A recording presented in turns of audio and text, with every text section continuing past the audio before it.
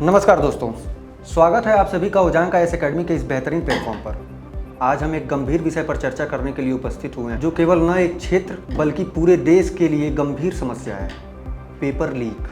तो आज इस विषय पर चर्चा करने के लिए हमारे साथ मौजूद हैं त्रिभुवन सर। नमस्कार सर। तो सर, जैसा कि हम सब जानते हैं कि अभी आजकल जितने भी पेपर हो रहे हैं, इसमें कहीं ना कहीं ज़्यादातर ऐसा हो रहा है कि पेपर लीक हो रहे हैं, बच्चों को भी उससे नुकसान हो रहा है, उनका टाइम वेस्ट हो रहा है। सर, जैसा कि देश में जो भी परीक्षा होती है वह नकल माफिया के भेंट चढ़ जाती है, इस पर आपके क्या विचार हैं? ये बात आपने बिल्कुल सही कही कि देश में अभी हम जो भी देखते हैं कि जो भी प्रतियोगी परीक्षाएं आयोजित की जा रही हैं, चाहे वो एक प्रदेश में हो या केंद्र स्तर पर भी हो, हम ये देखते हैं कि वो नकल माफिया के भेंट चढ़ जाती है। वो कहीं ना कहीं हमें खबर ये मिलती है कि पेपर लीक हो गया, फिर उसके बाद हमें एक बड़ा आंदोलन देखने के लिए मिलता है, चाहे वो रेलवे परीक्षा हो या अभी हाल ही में उत्तर प्रदेश में हुई जो परीक्षा है उत्तर प्रदेश पुलिस की कांस्टेबल की, जिसमें परीक्षार्थी लंबे समय से तैयारी कर रहे थे। लगभग 5 से 6 साल बाद ये वैकेंसी आई और 5 से 6 साल बाद ये वैकेंसी आई और ये वैकेंसी भी हम देख रहे हैं कि नकल माफिया के भेंट चढ़ गई। ये न केवल एक तरह से जो युवा वर्ग है देश का, उसका मनोबल तोड़ रहा है, बल्कि उसके साथ साथ हम ये भी देख रहे हैं कि कहीं ना कहीं जो एक हमारी जनसंख्या का एक बहुत बड़ा लाभांश है, ये जो ऊर्जा है, इसका हम सही दिशा में उपयोग नहीं कर पा रहे हैं। और आने वाले समय में अगर यही स्थिति बनी रही तो कहीं ना कहीं हमें एक बड़े आंदोलन भी देखने को मिल सकते हैं, क्योंकि एक युवा वर्ग गर्म खून का वर्ग होता है और ये वर्ग मुख्यतः ग्रामीण क्षेत्रों से आता है। और ग्रामीण क्षेत्रों में मैंने खुद देखा है कि जब मैं भी गांव जाता हूं तो ये देखता हूं कि सुबह उठते ही तड़के 4 बजे लड़के सड़कों पर दौड़ लगाते हैं। जी बिल्कुल। उनकी आंखों में एक सपना होता है फौज में जाने का, पुलिस में जाने का, उसके लिए वो दौड़ लगाते हैं, जी जान से मेहनत करते हैं, सुबह शाम एक्सरसाइज करना। भरी दोपहरी में, शाम के टाइम जब गर्मी होती है, दोपहर हो या शाम हो, उस समय मैं लड़कों को दौड़ लगाते हूँ। टायर बांध के वो एक्सरसाइज करते हैं, दौड़ लगाते हैं। इतनी मेहनत किस लिए? कि बस उनको एक सरकारी नौकरी मिल जाए, वो अपने घर का पालन पोषण ठीक से कर सके, अपने माँ बाप को सही रूप से उनका बुढ़ापा निकाल सकें, अपनी बहन की शादी कर सकें। ऐसे सपने लेकर एक नौजवान गाँव से निकलता है। लेकिन जब परीक्षा होती है तो सरकार की किस खामियां होती हैं या क्या उनकी तैयारियां होती हैं कि ये सारी परीक्षाएं जो हैं वो नकल माफिया के भेंट चढ़ जाता है। वो कॉन्ट्रैक्ट किस कंपनी को दिया जाता है, क्या कॉन्ट्रैक्ट जिस कंपनी को परीक्षा कराने का दिया जा रहा है, क्या उसकी कोई ठीक से जांच होती भी है कि ऐसे ही एक निविदिता निकाल दी जाती है या कॉन्ट्रैक्ट निकाल दिया जाता है जिसका और उसको जिम्मेदारी दे दी जाती है? क्या उसका बैकग्राउंड देखा जाता है कि इस जो कंपनी परीक्षा करा रही है उसका बैकग्राउंड पहले क्लीन भी है या नहीं है? जो परीक्षाएं या परीक्षा पेपर जहां छप रहे हैं, जो क्वेश्चन पेपर छप रहे हैं, प्रश्न पत्र छप रहे हैं, उनकी सिक्योरिटी का क्या मामला है? इन सब ये सारे सवाल खड़े तब हो रहे हैं जब हम देख रहे हैं कि उत्तर प्रदेश में जो कांस्टेबल की परीक्षा हुई, इसमें परीक्षा से पहले ही कई परीक्षार्थियों के फ़ोन में पेपर आ जाता है। जी बिल्कुल। तो ये सरकार की नाकामी है कि जब हम राज्य में या राष्ट्रीय स्तर पर कोई परीक्षा आयोजित कर रहे हैं और उस परीक्षा को हम पारदर्शिता के साथ नहीं करवा पा रहे हैं, एक ईमानदारी के साथ नहीं करवा पा रहे हैं, तो ये लाखों युवाओं के मन को ठेस पहुंचाती ही है और उनके मन में एक आक्रोश उत्पन्न करती ही है। सर, जहाँ तक सरकार की बात है, आप भी जानते हैं कि कुछ हफ्तों में लोकसभा का चुनाव आने वाला है और मुख्यमंत्री योगी आदित्यनाथ ने ये बोला है कि 6 महीने में वो दोबारा से यूपीपी का पेपर करवाएंगे। इस पे आपके क्या विचार हैं? इसमें देखिए, ये जो वैकेंसी भी आई है, इसको भी इसीलिए भी कहा जा रहा है कि ये वैकेंसी आई ही इस वजह से है कि लोकसभा का चुनाव है और इसमें कहीं ना कहीं एक लाभ जो है सरकार बटोरना चाहती है, क्योंकि पिछले 5 से 6 वर्षों में ये वैकेंसी ऐसी आई नहीं। युवाओं की लगातार इस बात को लेकर डिमांड बनी रही कि वैकेंसी निकाली जाए, वैकेंसी निकाली जाए, लेकिन सरकार ने कोई वैकेंसी नहीं निकाली। और ये अब क्यों निकाली जब चुनाव है?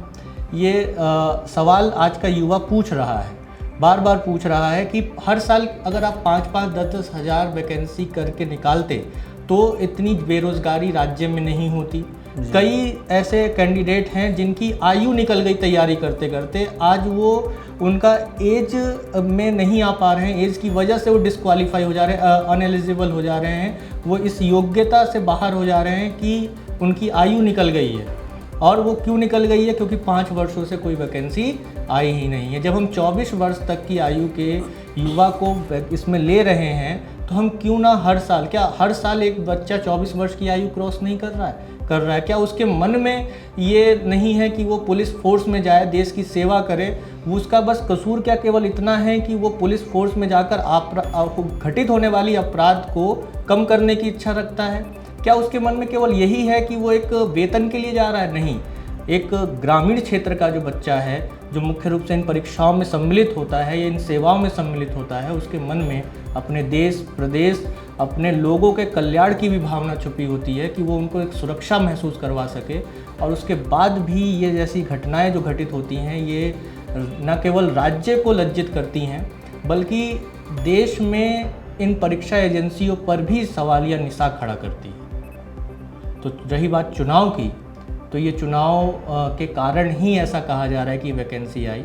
और अभी जैसा माननीय मुख्यमंत्री जी ने कहा भी कि भाई 6 महीने में हम चुनाव वो करवा देंगे, तो ये करवाना पड़ेगा, क्योंकि युवा जो है वो आक्रोशित है। और अभी हमने देखा कि कई आंदोलन हुए। अभी इससे पूर्व यूपी पुलिस की परीक्षा से पूर्व भी आप देखिए कि उत्तर प्रदेश लोक सेवा आयोग के द्वारा समीक्षा अधिकारी और सहायक समीक्षा अधिकारी यानी आरओ की परीक्षा कराई गई। उसमें भी इलाहाबाद में कई जो अभ्यर्थी हैं वो आंदोलन पर बैठे रहे कि परीक्षा पहले ही लीक हो चुकी है, पेपर लीक हो चुका है।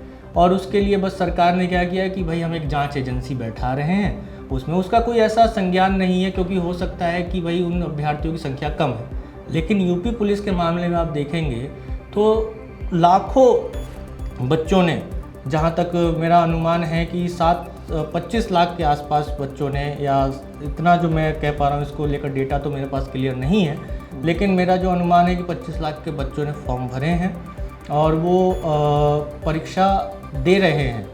और जब इतने बड़ी संख्या जब एक साथ सड़क पर उतरेगी तो सरकार को ये मानना पड़ेगा कि हाँ लीक हुआ है। और उन्होंने सबूत भी दिए हैं बच्चों ने, ऐसा नहीं है कि बेफजूल जो है खड़े हो गए हैं। कोई बच्चा या कोई युवा आज का ये नहीं चाहता है कि वो अपने ही प्रदेश में खड़ा होकर अपनी ही सरकार के विरुद्ध बोले, जिसको उसने खुद चुना है, या अपनी ही सार्वजनिक वस्तुओं को हानि पहुंचाए, ऐसा वो नहीं चाहता है। वो युवा अगर सड़क पर उतरा है तो उस चीज़ को सरकार को सोचना होगा, उसको कंसीडर करना होगा। और इसके साथ साथ इस चीज़ पर भी फोकस करना होगा कि जो परीक्षाएं हो रही हैं वो केवल और केवल चुनाव के लिए या वैकेंसी जो निकाली जा रही हैं वो केवल और केवल चुनाव का मुद्दा न बने। वो सामान्य स्थितियों में भी ऐसी परीक्षाएं करानी होगी ताकि सरकार इस पर लोगों का विश्वास हासिल कर सके, अपने युवाओं का हासिल कर सके। तो ये जो भीड़ सड़क पर उतरी है ये सबूत के साथ उतरी है। और यही कारण है कि आज उत्तर प्रदेश सरकार में जो मुख्यमंत्री हैं माननीय योगी आदित्यनाथ जी, उन्होंने घोषणा की कि ये परीक्षा जो अभी हुई है ये रद्द की जाती है और पुनः 6 महीने बाद ये परीक्षा कराई जाएगी। धन्यवाद। तो सर आप उन युवाओं को क्या बताना चाहेंगे जो अपना तन मन लगा के बहुत परिश्रम करके इस पेपर को देने के लिए, और बहुत काफ़ी दूर दूर से आए, पेपर दिए और उसके बाद पेपर रद्द कर दिया गया, उनके लिए आप क्या कहना चाहेंगे? मैं उन युवाओं को एक संदेश यही देना चाहूँगा कि आप भारत के युवा हैं और भारत के युवाओं में एक धैर्यशीलता जन्म से ही होती है और आप में वो धैर्य है। जब आपने 6 वर्ष इंतज़ार किया इस परीक्षा का तो 6 माह और सही, यदि आपने ईमानदारी से, कर्मठता से, संघर्षरत होकर इस परीक्षा की तैयारी की है तो सफलता आपके कदम चूमेगी।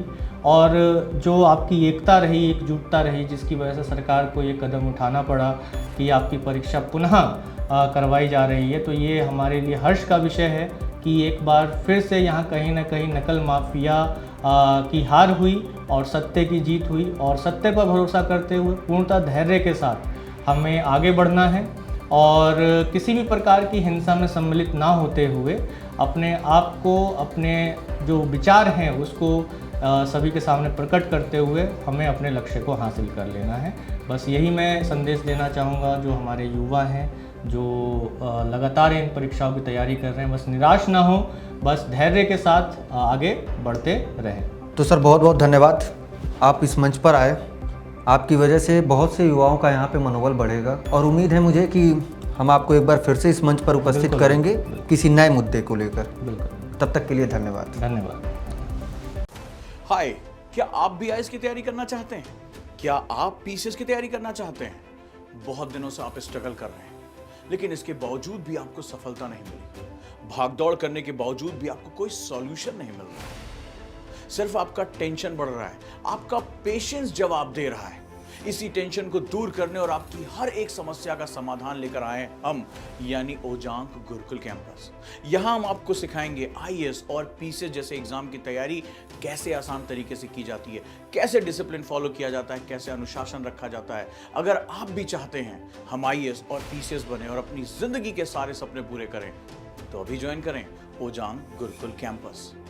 Because when we support the word selfless, the whole universe will support you endlessly.